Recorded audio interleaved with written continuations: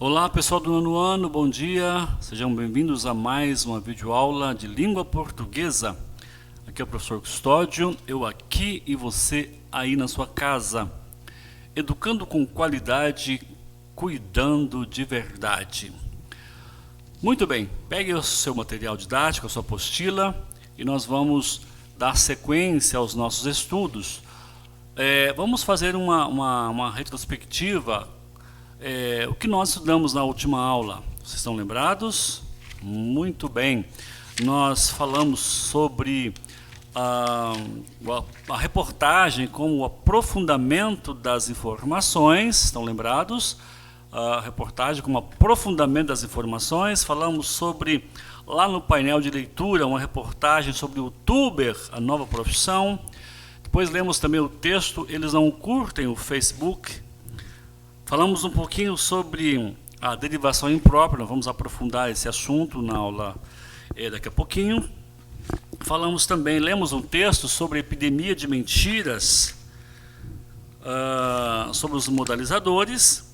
Falamos do nosso tira-teima e hoje então nós vamos a nossa aula sobre... Vamos lá, sobre predicado verbo nominal. Na práticas de reflexão sobre a língua, predicado verbo nominal. Muito bem. Para falar de predicado, eu tenho que lembrar que a nossa oração, ela tem quantos blocos? Ela tem dois blocos, não é isso? 2 blocos. O aluno estudou a lição. Quem estudou a lição? O aluno. Sujeito, o aluno. Predicado, estudou a lição. Ou seja, sintagma nominal e sintagma verbal. Lembra dessa parte? Muito bem. E hoje nós vamos falar então sobre predicado, só que esse predicado ele não é verbal e nem nominal, ele possui os dois nomes, predicado verbo nominal, Eu tenho o predicado verbal e tenho o predicado nominal. Neste caso, nós vamos estudar predicado verbo nominal. E aí eu tenho aqui uma entrevista concedida pelo youtuber Whindersson Nunes para a revista Trip, né? Muito bem. Vamos relembrar sobre os verbos de ligação e os verbos significativos, também chamados verbos nocionais. Então, para eu falar de predicado verbo nominal, eu tenho que relembrar o que é verbo de ligação e o que é verbo significativo. Muito bem. Vamos ler juntos aí. Verbo de ligação tem a função de ligar o sujeito a uma característica ou a uma condição. Exemplo: Sandra cansada. Sandra cansada. Eu não tenho verbo aqui. Eu tenho o sujeito, eu tenho aqui um substantivo e tenho um adjetivo, uma característica. Agora eu vou entrar com o verbo de ligação. Os principais verbos de ligação são o ser, o estar, o ficar, permanecer, parecer, né?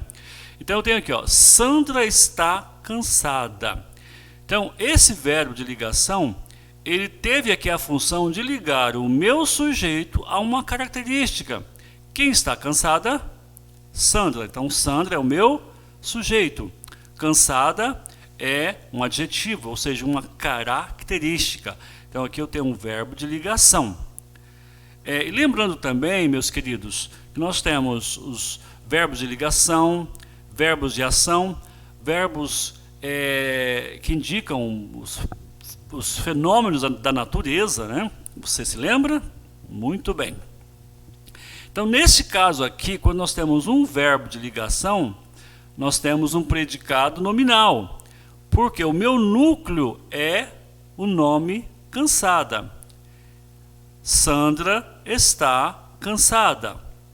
Sandra é o sujeito, está cansada é o meu predicado nominal, porque o meu núcleo é um nome, ok? E o verbo significativo, também chamado de nocional, ele vai exprimir o que? Ação, acontecimento, tá certo? Quando eu falo, a criança brincou muito, qual é o verbo? Verbo brincar, a fórmula brincou. Quem brincou muito? A criança. Criança é o meu sujeito. Brincou muito. Então, nesse caso aqui, pessoal, eu tenho o quê? Um predicado verbal, porque tem um verbo de ação, um verbo significativo, também chamado nocional. E o núcleo desse predicado é um verbo. Então, eu tenho um predicado verbal. Muito bem. Aqui nós temos, vamos ler esta entrevista. O que seus pais fazem? Pergunta o entrevistador. O entrevistado responde: eles eram representantes comerciais, agora não trabalham mais. Às vezes você acorda e pensa que está vivendo uma vida que não é a sua, que você está num conto de fadas? Aí o entrevistado responde: não, eu acho tudo real, até porque sou eu que faço tudo e acaba com o meu físico. Eu morro de cansaço, de sono, de isso, de aquilo, então acho que é bem real para mim. Muito bem. No exercício 45, pede, classifique os seguintes predicados. Eles eram representantes comerciais. Tá, no exercício 45. Vamos ver o verbo. Aqui, ó, verbo, a fórmula eram, do verbo ser, então o verbo de ligação. Então, se eu tenho verbo de ligação, já mando um predicado nominal. Muito bem, se você colocou nominal, você acertou. Agora, na letra B, 45B, agora não trabalham mais. Agora não trabalham mais. Qual é o verbo? Verbo trabalhar. Fórmula trabalho do verbo trabalhar. Então eu tenho aqui um verbo significativo ou nocional. Então, se eu tenho um verbo que indica ação, o meu predicado verbal, aliás, o meu predicado vai ser verbal, porque eu tenho aqui o verbo trabalhar. Muito bem. No 46, e quanto à oração a seguir, vamos refletir um pouco? Eu acho tudo real. Qual é o predicado da oração em destaque? Vamos lá. Eu acho tudo real. Qual é o predicado da oração em destaque? Acho tudo real. Acho tudo real. Este é o predicado. O predicado, quem acha tudo real? Eu. Então o sujeito está aqui. Acho tudo real é o meu predicado. Acho tudo real. Muito bem. Na letra B, como se classifica o verbo da oração? Verbo de ligação ou verbo significativo? Claro que trabalhar, ou melhor, que achar é um verbo isso, significativo, é um verbo significativo, é um verbo de ação. Na letra B, então, como se classifica o verbo da oração? Ligação ou significativo? Verbo significativo. Bom, e na letra C, qual é a função sintática da palavra tudo na oração em destaque? Ó, acho tudo real. Esse tudo, a pergunta é, qual a função sintática da palavra tudo? Então, tudo aqui funciona como um complemento verbal. Se funciona como um complemento do verbo, ele é um objeto direto, ok? E na letra D, a palavra real refere-se a qual termo da oração? Refere-se, né, a palavra tudo, que é objeto direto da oração. Então aqui na letra D, a palavra real refere-se a qual termo? Refere-se à palavra tudo. Então esse real se refere a tudo, que é objeto. Muito bem. E na letra E, então, nesse caso em que há verbo de ligação, mas a oração apresenta uma qualidade ou um estado do objeto direto, então nós temos o predicado verbo nominal. Muito bem. Vamos ler esse quadrinho informativo aqui, essa parte informativa, é muito interessante. Há casos em que o predicado é verbo nominal, ok? Isso ocorre por quê? Quando o predicado é composto de um verbo significativo ou nocional, que é o VTD ou VI, mas há também um predicativo que se refere ao sujeito ou ao objeto direto da oração. Vamos então aqui um exemplo. Maria voltou cansada. Ok? Quem é o sujeito? Maria. Voltou. Esse verbo, essa fórmula voltou, o verbo voltar. Ele é um verbo significativo, é um verbo intransitivo. Ela voltou cansada. Então, cansada é o predicativo. Cansada é uma característica de Maria.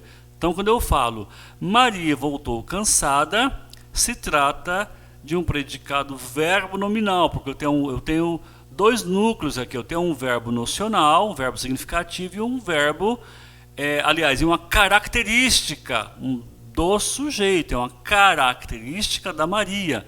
Então, Maria voltou, verbo intransitivo, voltou de que forma? Ela voltou cansada. Então, cansada é o predicativo do sujeito. Muito bem. Olha um outro exemplo. João achou a prova complicada. João, sujeito. Achou o verbo significativo, que é um VTD. A prova é objeto direto. E complicada é um predicativo desse objeto aqui. Objeto, a prova. Então, muito bem. Então, nesse caso, eu tenho um verbo significativo, que é um verbo transitivo direto. Achou, quem acha alguma coisa. Achou o quê? A prova. A prova. Objeto direto, achou. Essa forma estava como? Complicada. Então, complicada é uma característica da prova. É um predicativo do objeto aqui. Então, nesse caso, eu tenho predicado verbo nominal. Ok? Importante, gente, o predicado verbo nominal ele se compõe de dois núcleos. Opa, informação interessantíssima. O predicado verbal compõe-se de dois núcleos: o próprio verbo e o predicativo, ok? Foi o caso aqui que nós falamos desse exemplo, exercício número 2. Muito bem. Vamos seguindo então. Nós temos lá no 47, tá? Faça o 47. Depois nós temos aqui, depois do 47, nós temos então o quê? Um assunto sobre a derivação imprópria que nós falamos há pouco. Bom, o que é derivação imprópria? Como acontece esse processo? O processo de derivação imprópria ele consiste no quê? Basicamente na formação de palavras, tá? Pelo prefixo ou sufixo, ou prefixo e sufixo simultaneamente. Muito bem.